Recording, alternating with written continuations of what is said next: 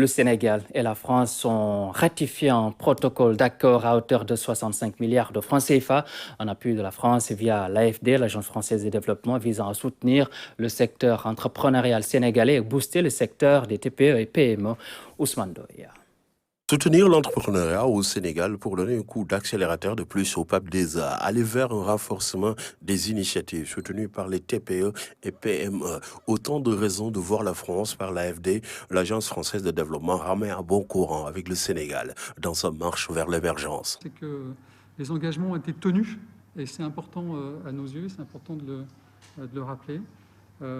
C'est ainsi que j'ai eu le plaisir renouvelé, répété, souvent de signer des conventions avec vous pour renforcer les outils publics de soutien à l'entrepreneuriat, mais aussi avec des intermédiaires financiers ou d'ailleurs très directement avec de belles entreprises sénégalaises. Par ces signatures de protocoles d'accord, c'est plus d'une dizaine d'entrepreneurs sénégalais qui verront leurs initiatives et innovations renforcées. Et ça donne un moment nouveau. Femmes et hommes, qui sont des femmes et des hommes qui portent des projets dans des domaines très diversifiés. Paiements digitaux, production de légumes bio, gestion des déchets, avec à chaque fois cette même ambition de pouvoir contribuer au développement économique de ce pays.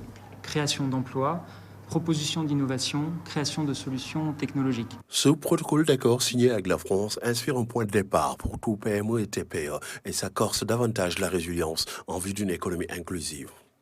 Ce protocole d'accord permettra donc d'accompagner les réflexions en cours et de soutenir les réformes entreprises par le gouvernement en vue de maximiser le potentiel de dynamique de support à l'entrepreneuriat, notamment en direction des très petites et moyennes entreprises. À cet égard, je saisis cette opportunité pour apprécier à sa juste valeur la mise à disposition d'outils d'assistance technique et de financement par le biais d'une ligne pouvant aller jusqu'à 65 milliards donc, de francs CFA sur une période de 3 ans sous forme donc, de prêts souverains.